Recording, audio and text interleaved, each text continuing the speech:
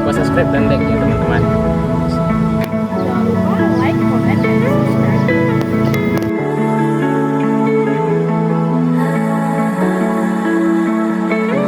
Assalamualaikum warahmatullahi wabarakatuh.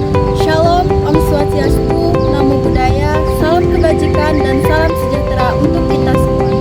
Perkenalkan, nama saya Cindy Angela dengan NPM F1D024025 dari program studi biologi Fakultas Matematika dan Ilmu Pengetahuan Alam Universitas Bengkulu. Jadi di sini saya akan menjelaskan materi perkuliahan bahasa Indonesia dari pertemuan pertama sampai terakhir sebagai tugas UAS dengan dosen pengampu Bapak Dr. Nurmanza SPD MPD. Jangan lupa like, comment, and subscribe. Let's go. Pertemuan 1. Hakikat dan perkembangan bahasa Indonesia. Hakikat bahasa Indonesia.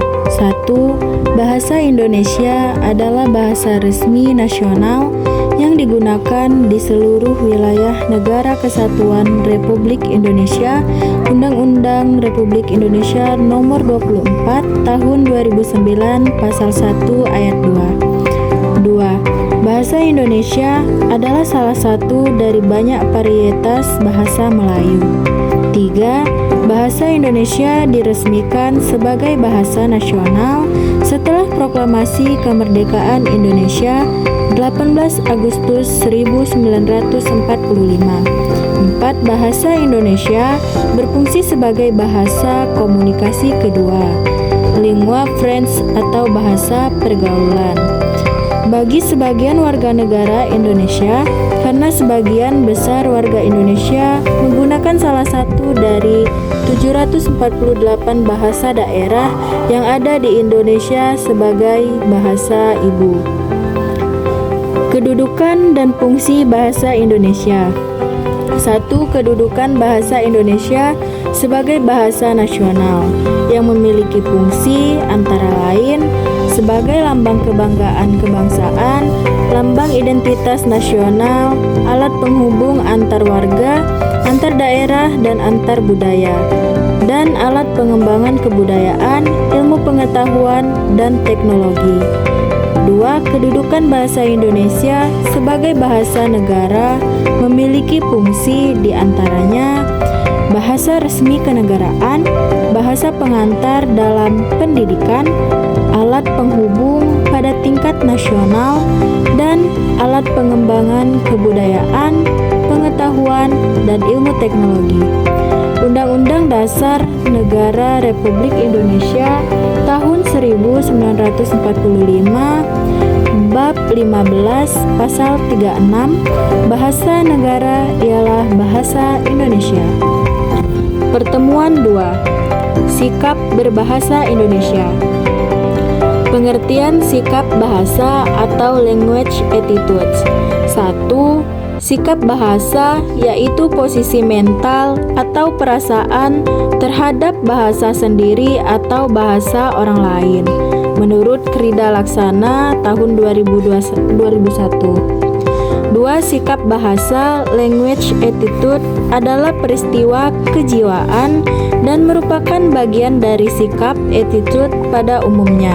Sikap berbahasa merupakan reaksi penilaian terhadap bahasa tertentu menurut Pisman tahun 1986. 3. Sikap bahasa dari seorang pemakai bahasa atau masyarakat bahasa yang diwibahasawan maupun yang multibahasawan akan berwujud berupa perasaan bangga atau mengejek, menolak atau sekaligus menerima suatu bahasa tertentu atau masyarakat pemakai bahasa tertentu, baik terhadap bahasa yang dikuasai oleh setiap individu maupun oleh anggota masyarakat menurut Rusyana tahun 1989.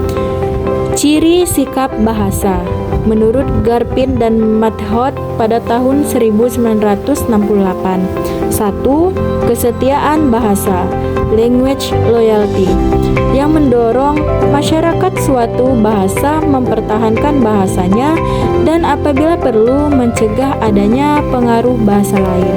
2. Kebanggaan bahasa atau language pride, yang mendorong orang mengembangkan bahasanya dan menggunakannya sebagai lambang identitas dan kesatuan masyarakat. 3. Kesadaran adanya norma bahasa atau awareness of the norm, yang mendorong orang menggunakan bahasanya dengan cermat dan santun, merupakan faktor yang sangat besar pengaruhnya terhadap perbuatan, yaitu kegiatan menggunakan bahasa, language use. Komponen sikap bahasa menurut Lambert tahun 1967. 1. Komponen kognitif berhubungan dengan pengetahuan mengenai alam sekitar dan gagasan yang biasanya merupakan kategori yang dipergunakan dalam proses berpikir. 2. Komponen afektif menyangkut masalah penilaian baik, suka atau tidak suka terhadap sesuatu atau suatu keadaan. Maka orang itu dikatakan memiliki sikap positif, jika sebaliknya disebutkan memiliki sikap negatif. 3. Komponen konatif menyangkut perilaku atau perbuatan sebagai putusan akhir kesiapan reaktif terhadap suatu keadaan. Jenis sikap bahasa menurut Anderson dalam Chair 2 tahun 2010. 1. Sikap kebahasaan seperti menggunakan EYD, kata baku, kalimat efektif, dan aturan paragraf bahasa Indonesia. 2. Sikap non-kebahasaan seperti sikap politik, sikap sosial, sikap estetis, dan sikap keagamaan. Kedua jenis sikap ini dapat menyangkut keyakinan atau kognisi mengenai bahasa. Pertemuan 3. Teks dalam kehidupan akademik untuk penanaman nilai dan hakikat bahasa Indonesia sebagai penghala ilmu pengetahuan. Yang pertama ada bentuk tulisan secara umum. Menurut Sayuti tahun 2018, Nur Giantoro 2009, Abrams 2001, Aminuddin 2022, dan Dalman 2018, serta Teu tahun 2020. Yang pertama ada prosa. 1. Prosa fiksi seperti novel, cerpen, dongeng, legenda, label, mitos, dan lain-lain. 2. Prosa non-fiksi atau tulisan akademik atau karya tulis ilmiah. Hasil kajian pustaka, makalah, artikel ilmiah populer, berita, biografi, buku teks, buku ajar, modul, buku panduan praktikum, dan lain-lain. Hasil dari proses penelitian, laporan hasil penelitian. Yang B ada puisi. 1. Puisi lama seperti mantra, pantun, karmina, seloka, gurindam, syair, dan talibun. 2. Puisi baru, balada, himne, ode, epigram, romansa, elegi, dan satire. Yang ketiga ada drama, tragedi, komedi, opera, melodrama, farce, tablo, scene, tari, dan lain-lain. Selanjutnya ada tulisan akademik. Pengertian tulisan akademik, jenis tulisan yang mengkaji suatu permasalahan yang dilakukan melalui proses penelitian atau proses kajian pustaka dengan menggunakan metode ilmiah atau saintifik yang dapat diterima dan digunakan dalam lingkungan akademik. Bentuk tulisan ilmiah yang pertama hasil kajian pustaka, 2. Hasil dari proses penelitian. C. Ada sistematika tulisan ilmiah. 1. Hasil kajian pustaka, 2. Hasil dari proses penelitian. Pertemuan 4 menjelajahi dunia pustaka dari berbagai sumber referensi digital. Contoh membuat latar belakang KTI dengan Mendeley.